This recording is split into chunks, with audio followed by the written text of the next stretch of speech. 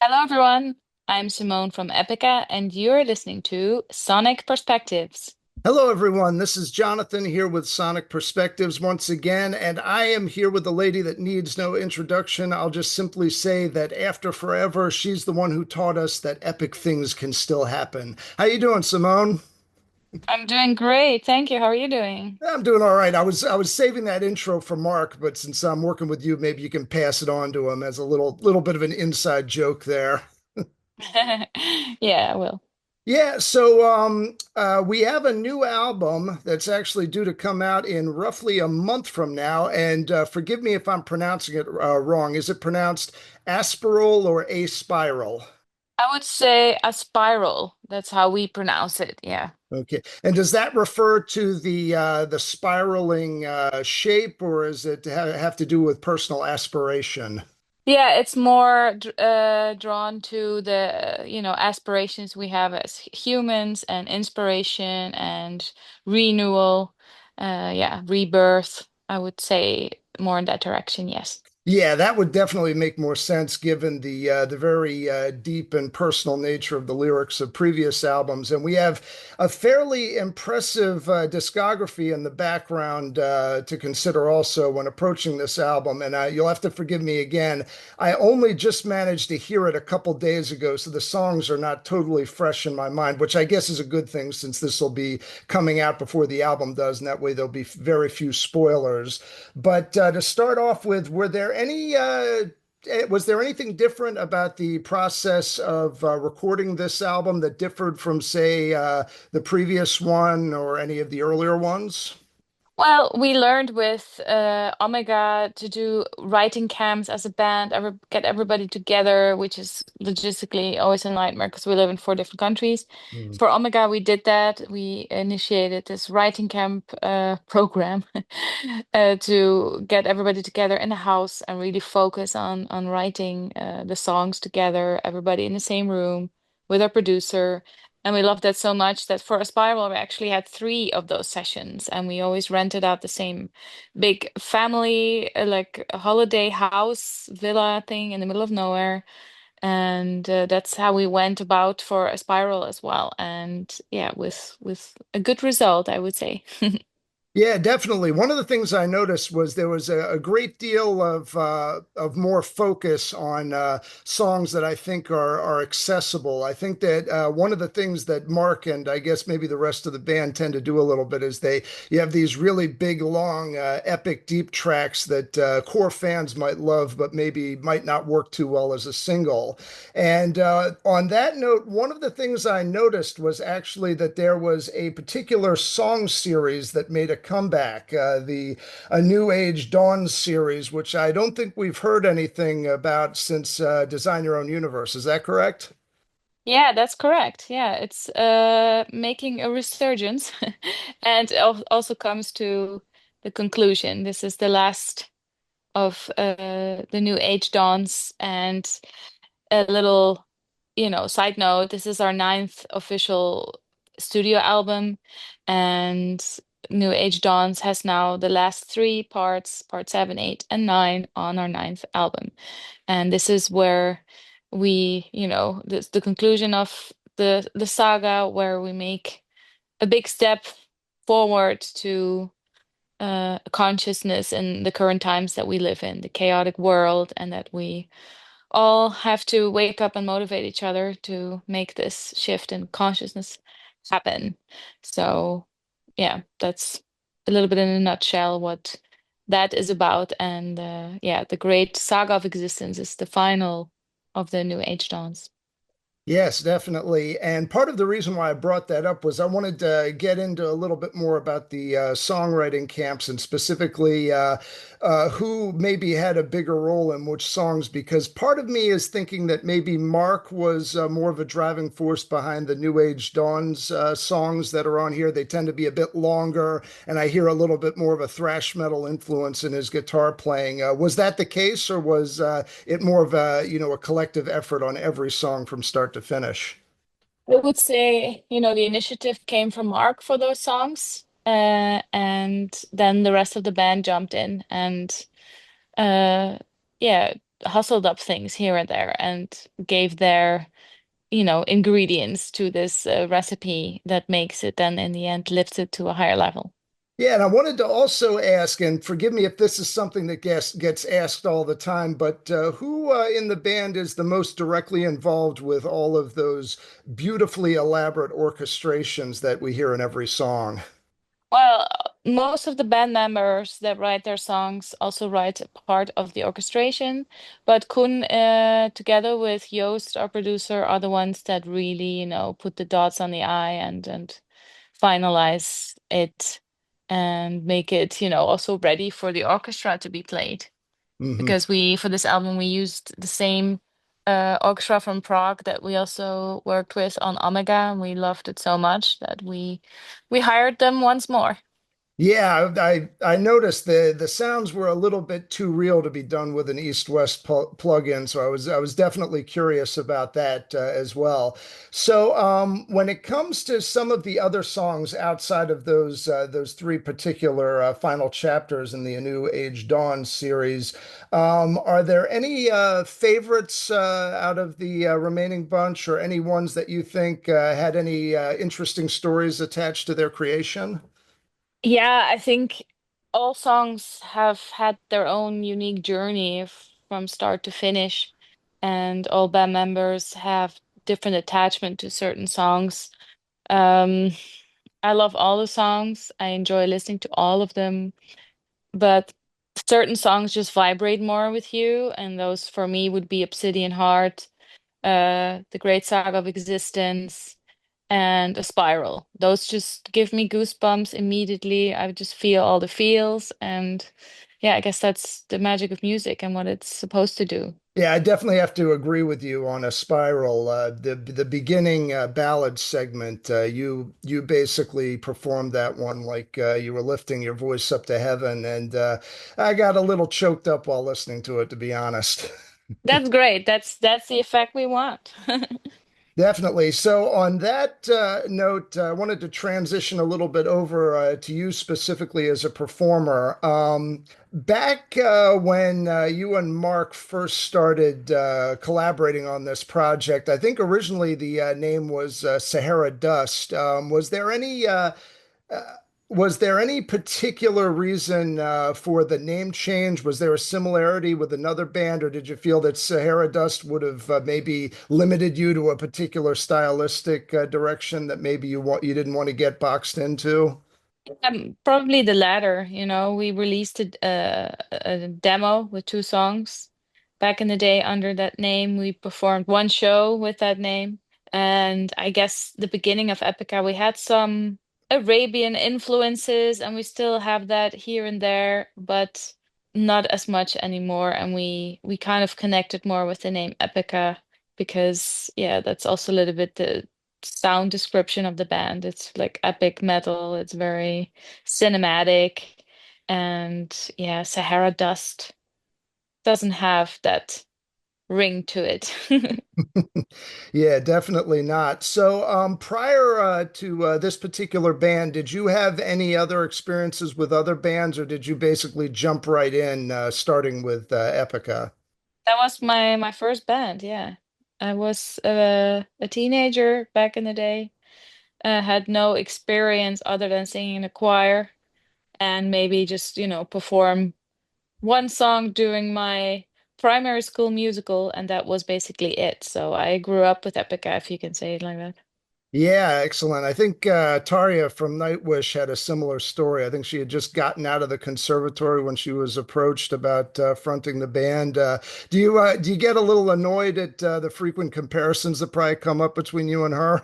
No, not at all. I think she's amazing, and she also really was one of my favorites, back in the day when I started listening. I started off with more black metal, and then when I listened to bands like Nightwish, Lacuna Coil, even Tristania, with Temptation, I found that the classical female voice combined with metal was magical, and that really inspired me as well to take on classical singing lessons because back then I just had normal modern pop music singing lessons, but didn't feel that it fit my personality that well. So yeah, I admire her a lot. I think she's amazing. So I don't mind it at all, but I don't think we sound similar. Yeah, yeah. I've always, from day one, she always gave me that vintage Baroque era prima donna sort of persona, which I guess is when you have a full background in opera, that's kind of unavoidable. And I think maybe your mixed background gave the your sense of articulation and vibrato a little bit more of like a subtle affectation, for lack of a better word.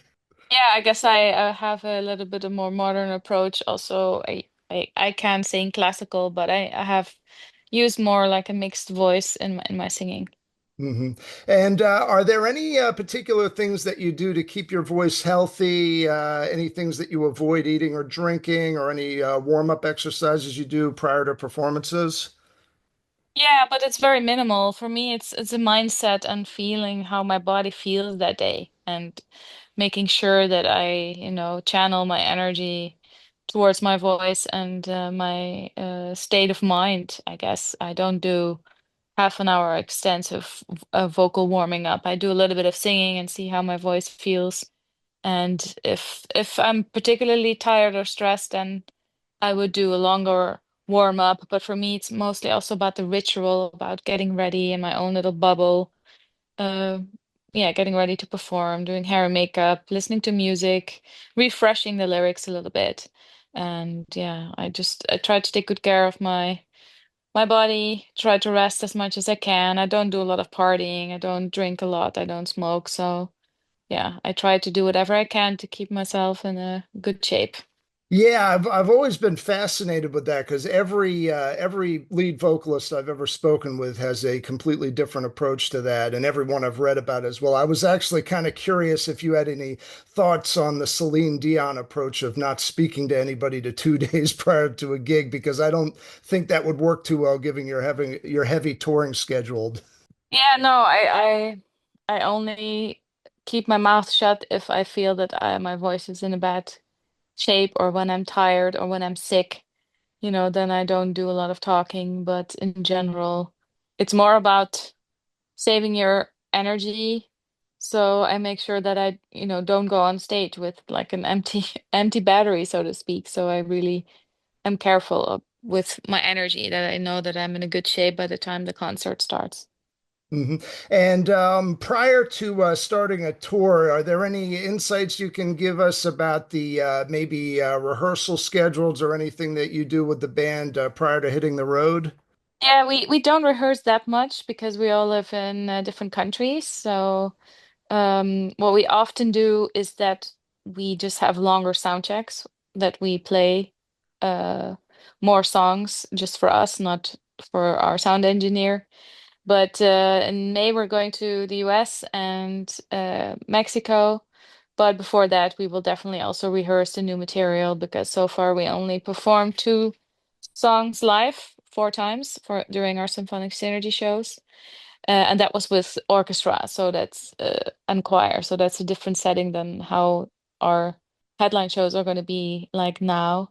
But it's always good, Of course, I did my vocal recordings in June last year, but it's always good to get the songs basically programmed in your DNA, so by the time you go on stage, you don't need to think too much about it anymore, and it can flow naturally. Yeah, definitely. I actually used to play in an Iron Maiden tribute band, and once we had our set list solidified, we almost never rehearsed. But that's probably an easier prospect because the songs have already been written for you, so you just listen to the album and play along if you need to brush up. As far as touring this particular year, are there any new countries that you're going to be visiting that you haven't before, or is it going to be roughly the same scheduled as usual? Yeah, it's roughly the same schedule. I think maybe during a Latin American tour, we might go to new countries, if I'm not mistaken.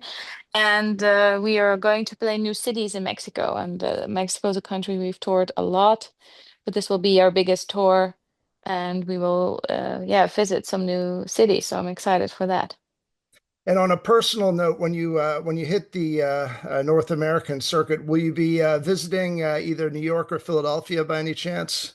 Yeah, we're coming to New York, beginning of May, actually. Okay, gotcha. Yeah, I'm actually in the Philadelphia area, so it's a little bit of a drive for me, but I think I could probably make it up there. It's about roughly 2 hours, give or take. Yeah, just book a hotel and make it a little outing. Yeah, the only problem is New York has got some of the most expensive hotels in the world. Yeah, that's true. Yeah, Maybe you can Airbnb. yeah, I'll have to think of something. The worst part is the traffic. I imagine that the traffic in London is worse, but I haven't been there yet. As a matter of fact, I've spent more time in Eastern Europe than I have in Western Europe. I think I did a 1 day layaway in Amsterdam, but I've never actually had the chance to properly explore the Netherlands yet. Hopefully, I'll get to that soon. Yeah, it's a lovely country. Yeah, definitely. Actually, the last country I visited is where my ex actually lives. It was Ukraine. Ah. I was actually in Kharkiv a couple of months before the lockdowns, the pandemic happened, and that we actually ended up breaking off the relationship right before the war started.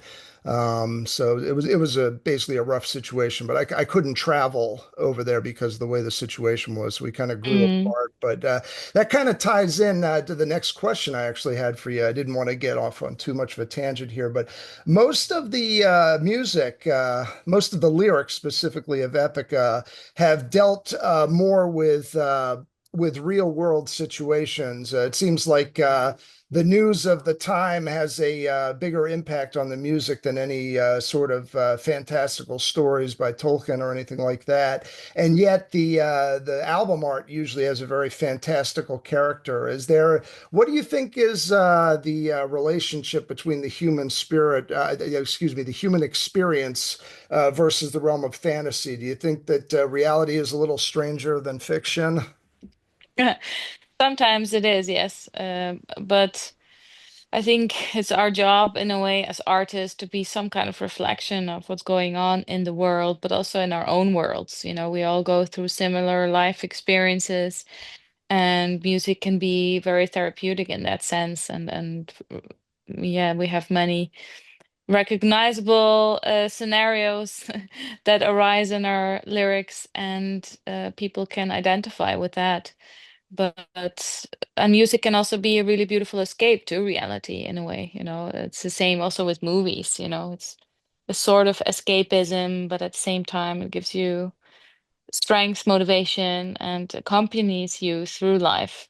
And I myself, I am a dreamer, and I like to live in my own little bubble, of course, as much as I can. But I think sometimes you even have to do that in order to not be brought down by all the misery that's happening in the world, because I guess that's what keeps many of us up at night and can't sleep thinking about everything that's going on. But we still need to focus on seeing the beautiful things in life and know that, you know, there is hope, and that's something we try to convey with Aspiral, that we need to, yeah, keep on searching for the light and not let the darkness completely drag us down or swallow us whole. Yeah, definitely. Has any of the travels that you've done while touring helped to influence your songwriting in the years since the band first started touring? Like, have certain first time visits to certain countries sort of influenced the lyrics and songwriting at all? No, not really. I mean, we've been to definitely countries where there are wars going on right now, Mm. but we never experience the true misery that a lot of people have in certain parts of the world. We have seen many slums. We've even been to India. It was very confronting to see people live in poverty. But I've also been in close contact with people in Mexico who, you know, don't have maybe the largest bank account, but are very happy with what they have. And I think it's always important to realize that you are rich in spirit and in health and not in possessions. And that's something, you know, I like to live by, to enjoy the small things in life and see them as big things. Um, and live in the moment and don't worry too much about acquiring many things in your life because that's not something you take with you to the grave. Those are your memories, your experiences. And through Epica, we get to experience a lot of things. And that's something that I consider myself being very rich and privileged to lead such a life and that my voice is heard, literally, the lyrics that we write, the emotions we put in our music travel all around the world and still sometimes hard to even comprehend that I'm doing this. Well, one thing I'll definitely say is that having followed your music almost all the way back to the beginning, is that the world doesn't seem to have changed all of that much in the past 20 years. But I do think that the metal scene, and I think it's partially a credit to Epica's influence, has become a lot more, I would say, philosophically mature and nuanced. There's more than just the old sort of one-dimensional sense of darkness and rebellion. I think there's a lot more reflection going on now, and I get a lot of that from you and the band every time you put an album out, and that's what keeps me coming back. Oh, that's nice. Thank you. Mhm. So, are there any other points that you wanted to hit about the album? Anything, any special stories about either the songwriting process or the recording process? Yeah, other than, for this album, we wanted to include some new elements, keep things fresh for us, whether that's music, lyrics, or even artwork design. We worked with a new graphic designer who happened to also be a big fan of Stanislav Sulkowski, which was the artist that Rob was inspired to write the song Aspiral about, and that turned out to be the album track.